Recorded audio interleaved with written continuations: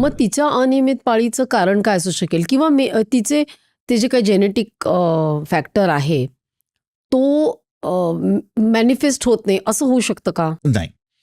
Polycystic ovary syndrome हा अनियमित पाळीचं एक कारण आहे, एकमेव कारण नाही आहे. अनियमित पाळी होण्याची खूप कारण आहेत. फॉर एक्झाम्पल, मुलगी हॉस्टेलला गेली, नवीन खाणं आलं, हॉस्टेलमध्ये कोणीतरी त्रास दिला, नवीन मैत्रिणी, जमत नाहीये, स्ट्रेस आला, पाळी अनियमित होणार.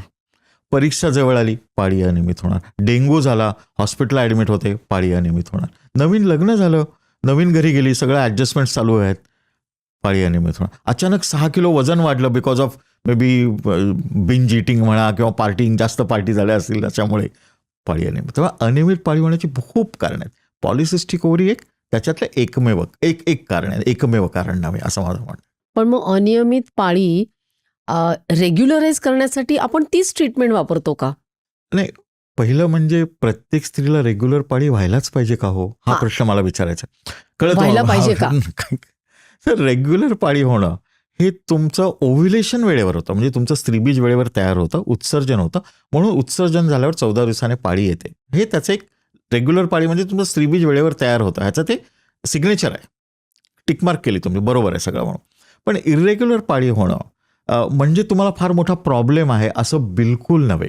आणि हा एक मोठा गैरसमज मी काढू इच्छितो. म्हणून खूप वेळा पॉलिसिस्टिक ओव्हरी सिंड्रोमचे जेव्हा क्लायंट्स येतात किंवा डायग्नोसिस मी रीच करतो, त्यांना मी सांगतो की मी चष्म्याबरोबर कम्पेअर करतो. मी त्या आईबाबांना सांगतो की तुम्ही बघा, लोकांना चष्मे असतात किंवा तुम्ही माझ्याकडे आलात, मला चष्मा आहे, मग घरी जाऊन सांगणार का मी का चष्मीश डॉक्टरला भेटले म्हणून? असं कोणी सांगत नाही ना. मी चष्मा स्वीकारता, समाज चष्मा स्वीकारतो. तसं पॉलिसिस्टिक ओव्हरी पण समाजाने स्वीकारली पाहिजे. तो काय असा मोठा आजार आहे अशी भूमिकेत आपण जायला नको. नाही, पण आता असं म्हणजे अक्षरशः मुलींना वाटतं की माझ्यात काही दोष आहे की काय? हो, ॲक्च्युली ही गंमत असते. हा एक युनिक गोष्ट आहे. म्हणजे पॉलिसिस्टिक ओव्हरी सिंड्रोमचं डायग्नोसिस लग्न होण्याच्या अगोदर झालं, ही एक युनिक गोष्ट आहे की माझ्याकडे समोर 2 पेशंट असतात. एक ती मुलगी, ती म्हणत असते मला पाळी बरोबर येत नाही. ती म्हणते पण डॉक्टर ते राहू द्या हो, पण ह्या केसाचं काय करू सांगा. तिला तो केस आणि छोटे ॲक्ने त्याला जास्त महत्व वाटतं. आणि ते आई म्हणते केसाचं राहू दे ग, तिचं लग्न होणार ना, मुलं होणार ना, तिला नंतर होणार ना. म्हणजे असं ते दोन्ही उत्तरं द्यावी लागतात. म्हणून म्हणतो ना की मला वाटतं की पॉलिसिस्टिक ओव्हरी सिंड्रोम ही खूप पॉझिटिव्ह गोष्ट आहे, त्याला नेगेटिव्हमध्ये पकडायलाच नको. मी त्याचं साधं विवेचन करतो. मी म्हणतो परत चष्म्याकडे येऊया आपण. तुमचा नंबर 0.5 आहे, तुम्हाला नंबर वापरला नाही तरी चालतो. माझा 8 आहे हो, मी स्वप्न बघायलाही चष्मा वापरतो, म्हणजे मला चष्मा हा वापरलाच पाहिजे. तसं पॉलिसिस्टिक ओव्हरीची आपल्याला तीव्रता ठरवावी लागते. ती तीव्रता त्यांच्या वजनावर ठरते, FSH हॉर्मोनच्या टेस्टवर ठरते, AMHच्या टेस्टवर ठरते, इन्शुलिन रेझिस्टन्सच्या टेस्टवर ठरते.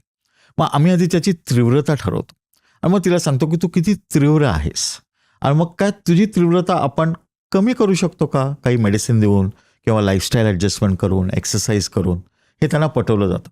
आणि ती जर तीव्रता तिने कमी केली, तिची सायकल्स रेग्युलर होतात. पण म्हणजे जर तिची PCOS असणाऱ्या मुलीची पाळी जर अनियमित असेल तर तिला ट्रीटमेंट जरुरी आहे का नाही? पाळी फक्त नियमित करण्याकरता ट्रीटमेंट जरुरी नाही आहे, हा एक गैरसमज आहे. आता मी तुम्हाला उदाहरण देतो. टिपिकल क्लायंट येते माझ्याकडे आणि तिला इरेग्युलर पाळी असते आणि मी म्हणतो तुम्ही प्रेग्नन्सीला प्लॅन करणार आहात का मॅडम? तर नवरा म्हणतो नाही, आधी डॉक्टरची पाळी रेग्युलर करूया, मग प्रेग्नन्सीकडे जाऊया. पण हे कळत नाही, पाळी रेग्युलर करणं म्हणजेच प्रेग्नन्सीकडे जाणं आहे. हे दोन्ही गोष्टी असं विभागून सांगू शकत नाही. ह्याचं मूळ काय, ओव्ह्युलेशन म्हणजे स्त्रीबीज तयार होऊन उत्सर्जन होत नाही म्हणून पाळी इरेग्युलर आहे. आपण आता स्त्रीबीज तयार करून उत्सर्जन करूया, म्हणजे पाळी तर रेग्युलर होईल पण प्रेग्नन्सी पण राहू शकते.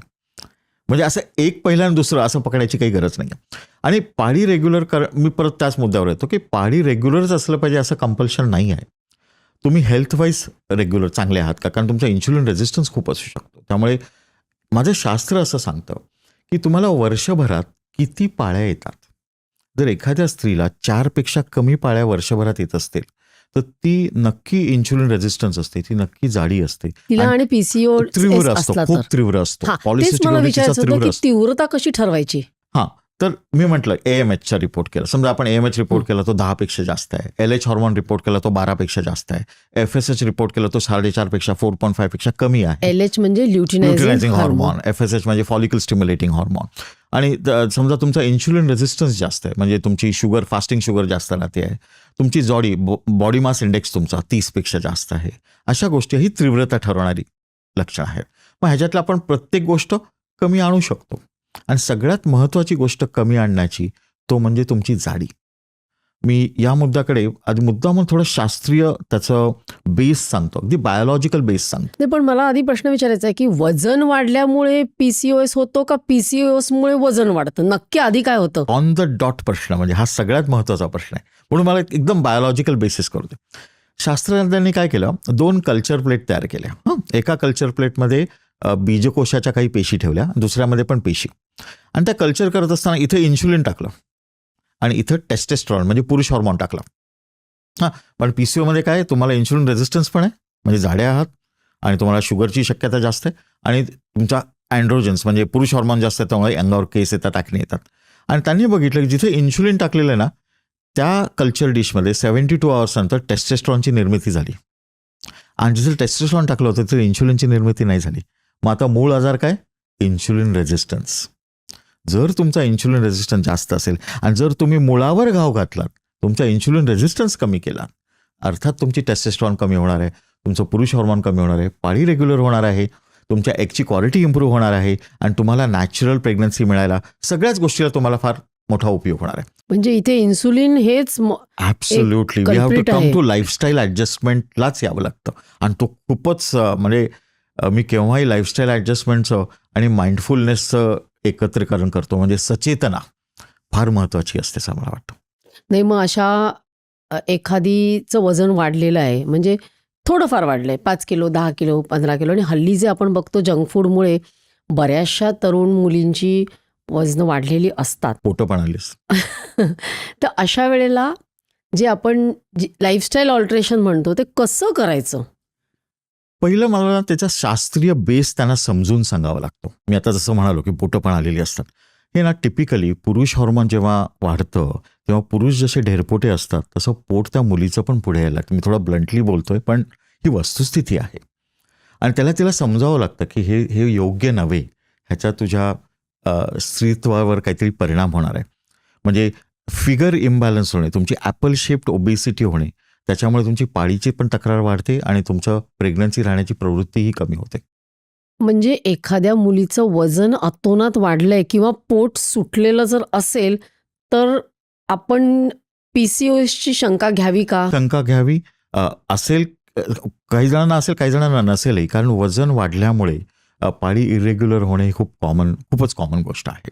त्यामुळे तसं पण तो मूळ आहे. जर तो वजन वाढलेला आपण कमी केलं तर डेफिनेटली तुमची इरेग्युलर पाळी करेक्ट होते. ते जरा समजावून सांगा. आता वजन जेव्हा कमी करायचं असतं तेव्हा मला वाटतं की डाएट करणे, हा जर आपण सांगितलं ना, खूपशा जण खाली मान घालून बाजूला जातात. पण आता मला परत थोडं शास्त्र म्हणजे सायंटिफिक लिटरेचर काय सांगतं बघ. अगदी ऑस्ट्रेलियामध्ये ना एक रॉबर्ट नॉर्मन म्हणून सायंटिस्ट आहेत, त्यांनी डाएट आणि पॉलिसिस्टिक ओव्हरी ह्याच्याबद्दल खूप सायंटिफिक पेपर्स पब्लिश केले, आणि काही युनिव्हर्सिटीजने PCOचं डाएट बुक तयार केलं. एक 4-5 लोकांनी डाएट इन PCOS ह्याच्याबद्दल PhDची नोंद केली, आणि त्यांनी एक स्ट्रिक्ट डाएट इम्प्लिमेंट करायला चालू केलं. म्हणजे टिपिकल आपलं कमी खायचं, जास्त चालायचं, सगळे लो कार्ब डाएट वगैरे वगैरे. मी त्याच्या डिटेलमध्ये जाऊ इच्छित नाही, कारण ते सगळीकडे उपलब्ध आहे.